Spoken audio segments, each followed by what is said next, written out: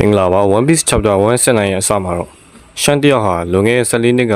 ဂါဘန်အင်ကိုရောက်နေပါတယ်။ဂါဘန်ရှန်ရိုဂျာမှာတားတယောက်ရှိရလို့ပြောပြခဲ့ပါတယ်။ရှန်အလွန်မဲအောင်တင်သွားခဲ့တယ်။ဟုတ်တယ်။ကပတင်နောက်ဆုံးဆုံးငယ်တော့ငါ့ကိုပြောပြခဲ့ရလို့ဂါဘန်ပြန်ပြောခဲ့ပါတယ်။ရှန်ငါ့မှာညီလေးတယောက်ရှိတာပေါ့လို့ပြန်ပြောလိုက်ပါတယ်။ဒါနဲ့ဂါဘန်မင်းနဲ့ဘာဂီကငါသားပဲလေကွာလို့ထပ်ပြောခဲ့ပါတယ်။ရိုဂျာရဲ့တွေ့စီစဉ်နေတဲ့ဒီကောင်လေးကသူ့အဖေလို့ကြော်ကြားလာအောင်ပါ။ပါရီကိန်းအောင်ဖြစ်နိုင်တယ်လို့ရှန်ပြန်ပြောခဲ့ပါတယ်။ဒါပေမဲ့ကြော်ကြားမှုဆိုတာမျိုးလိုက်တဲ့အရာမဟုတ်ဘူး။ညှော်လင့်ချက်တွေထားပြီးဖြစ်မလာတာတွေမှာအများကြီးလို့ကာဗန်ပြန်ပြောခဲ့ပါတယ်။ထိုအချိန်နဲ့မင်းသားလူကြီးနဲ့အကြီးကဲဂျာဦးတို့ကအဲဘက်ရဲတိုက်တွေကိုပြန်ရောက်လာခဲ့ပါတယ်။ထိုအချိန်ဟာရကရဲတိုက်ထဲမှာသူ့ရဲ့ရဲဘော်ရဲဘက်တွေကိုအထင်းချုပ်လွတ်စွာနဲ့ပြတ်သက်နေမိပါတယ်။ဘာလို့ငါလူတွေတက်နေမိရလဲ။ငါခန္ဓာကိုအထင်းချုပ်လို့မရတော့ပါလားလို့ဟာရက်တယောက်ကိုပြန်ပြောနေမိပါတယ်။အီမူကဘရင်ဟာရက်ကိုသူ့အတွက်စစ်တပ်တီထောင်ပေးဖို့အမိန့်ပေးနေခဲ့ပါတယ်။ဒီလိုနဲ့ဟာရက်တယောက်လိုကီနဲ့သူ့ရဲ့ရဲဘော်ရဲဘက်တွေကိုသူ့ကိုတောက်ဖို့အမိန့်ပေးခဲ့ပါတယ်။ဟာရက်ကိုလက်နက်တင်နဲ့ဝိုင်းထိုးခဲ့ကြပေမဲ့ဟာရက်မတည်မျိုးဖြစ်နေတဲ့အတွက်ကြောင့်တရားတွေအားလုံးပြန်ကောင်းလာခဲ့ပါတယ်။ဟာရက်ကငါ့ကိုတင်အောင်ဘယ်လိုလုပ်ရတော့မလဲ။ကုနိုင်မဲ့သူမရှိတော့ဘူးလားလို့ပြောကသူ့ရဲ့ရဲဘော်ရဲဘက်တွေကိုဓာတ်နဲ့ဝှေ့ရမ်းလိုက်ပါတယ်။အဲဒီနောက်မှာတော့ရှန်ဟာရက်နဲ့ငါ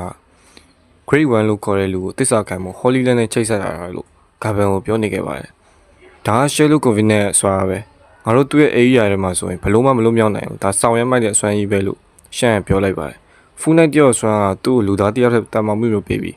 မတိမျိုးဖြစ်စီရဲ့ Abyss Pentagram ကြောင့်ကြိုက်နေတဲ့နေရာကိုတွားလို့ရတယ်ဒီလိုပဲ Grade 1ကလည်းသူ့ကိုဘယ်နေရာမှဆိုအမိတ်ပေးနိုင်တယ်သူတို့နေရာဝေးနေလို့အမိတ်မနာခဲ့လို့မဖြစ်ဘူးသူရှန်ဂါဘန်ကိုပြောပြနေခဲ့ပါတယ်သူတို့ကအရန်လုံးဝကြီးရဲ့သူတွေဟာရက်တယောက်ကရှေ့ဆက်တိုးမယ်ဆိုရင်သူတို့ရဲ့လက်ခုပ်တွေကရေဖြစ်လာမှာသူတို့စကားတီးတာတကားမြင်မှုသေးဘူးလို့ရှန်ပြောပြနေခဲ့ပါတယ်ထိုအချိန်မှာရှန်နဲ့ဂါဘန်တို့ရဲ့ရဲတိုက်တယ်မှာဖြစ်ပြနေရတော့သတိထားမိသွားပါတယ်လိုကီနဲ့ဟာရက်တို့ကရဲတိုက်ထဲမှာတိုက်ခိုက်နေခဲ့ပါတယ်ဒီလိုတိုင်အပြည့်နဲ့မင်းမသိသေးဘူးလားဘာလို့ငါတို့တိုက်ခိုက်နေရလဲဒီဆွမ်းကနေဘယ်ရရလဲလို့လိုကီကဟာရက်ကိုမေးနေခဲ့ပါတယ်ထိုအချိန်မှာဟာရက်စစ်တီတွေကလည်းလိုကီနဲ့သူတိုက်ခိုက်နေကြပါတယ်အကြီးကဲဂျာရုငါ့ကိုခွင့်မလို့ပါနဲ့ငါကမထိန်ချုံနိုင်တော့ဘူးလို့ဟာရက်ကပြောနေခဲ့ပါတယ်အဲ့ဘက်ပြည်သူလူထုကိုသိအောင်ကြီးညာပါငါတို့ဒီမှာဘာဖြစ်ခဲ့လဲဆိုတာနဲ့ငါးဆောင်တွေကိုတိုက်ခိုက်ခဲ့တဲ့အကြောင်းထည့်ပြောပါငါလည်းတွေးစွန်းခဲ့တဲ့လူသူတို့သိပါစေလို့လိုကီကိုမှာကြားခဲ့ပါတယ်ငါ့ကိုသူတို့လေစားခဲ့တာတော့ဒီလိုဘွားမျိုးနဲ့အဆုံးသတ်ခဲ့ရတဲ့အကြောင်းတွေပါငါတို့လူမျိုးတွေကိုကြုံပြူဖို့လုပ်ခဲ့ကြတာလို့ဟာရက်ကလိုကီတို့ကိုပြန်ပြောခဲ့ပါတယ်လိုကီကဟာရက်စကောင်နားမလည်နိုင်ဖြစ်နေပါတယ်အကြီးကဲဂျာရူအဲဘက်ကလှုပ်ရရတဲ့နောက်ကိုလိုကီကိုပြပေးလိုက်ပါဒီဆွမ်းငါရသွားရင်ငါ့ကိုဘယ်သူမှနိုင်မှာမဟုတ်တော့ဘူးငါတပိုင်းမှာအစိုးဆုံးပြေမှာလာလို့ဟာဘက်တယောက်ကိုအပြစ်တင်နေခဲ့ပါတယ်မင်းငါ့ကိုတက်ပြီးရဆက်ခံလိုက်ပါလိုကီ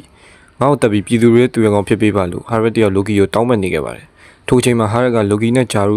ထိချုပ်ထားတာကနေရုံထွက်သွားပြီးရဲဘော်ရဲဘက်တွေကိုပြန်လဲတပ်ဖြတ်နေခဲ့ပါတယ်ထိုအချိန်မှာဟာရက်ကဘယ်သူမှမလွတ်မြောက်စေရဘူးအမှန်တရားကိုမင်းတို့နဲ့ပြုံးနေပြစ်မယ်ဆိုပြီးအထင်ကိုမဲ့ကတကားကိုပေးဖို့အမိန့်လမ်းပေးခဲ့ပါတယ်ထိုအချိန်မှာလိုကီကဖြစ်နေရတယ်ကိုနားမလည်နိုင်ဖြစ်ကအဲဘက်ရဲနာတတိကိုစားဖို့ပြေးသွားခဲ့ပါတယ်ထိုအချိန်မှာမရဘူးဟာရက်မင်းကဒီအသီးကိုစားလိုက်မယ်ဆိုရင်ငါတို့အဆုံးတက်ပြီပဲလိုကီရေစားလိုက်တော့ငါတို့သူ့လက်ထဲအပါခံလို့မဖြစ်ဘူးဆိုပြီးဟာရက်ကိုဓာတ်နဲ့ထိုးချလိုက်ပါတယ်ဒီလိုမလုပ်ချင်ဘူးမင်းရဲ့ဓာတ်ကိုပြန်ယူလိုက်တော့လို့ပြောကအကြီးကဲဂျာရူရဲ့ခေါင်းကိုဓာတ်နဲ့ပြန်လဲထိုးဆိုင်လိုက်ပါတယ်ထိုအချိန်မှာဂါဘန်နဲ့ရှန်တို့ရောက်လာပြီးကွန်ကွာဟာကီ3ကဟာရက်ကိုတိုက်ခိုက်လိုက်ပါတယ်ဟာရက်ကအကြီးကဲဂျာကို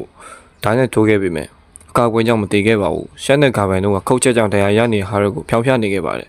ထိုအချိန်မှာလိုကီကအဲဘက်နှစ်နဲ့ချီတိန်းထားတဲ့ရန်နာနေရာကိုရောက်လာပါတယ်ရန်နာကိုစောင့်ရှောက်နေတဲ့ရက်နေကစတင်တိုက်ခိုက်ပြီးချပ်တာလေးကိုဆုံးသတ်ထားပါတယ်စောင့်သိနားထောင်ပြီးလို့ကျေးဇူးတင်ပါတယ်ဗျ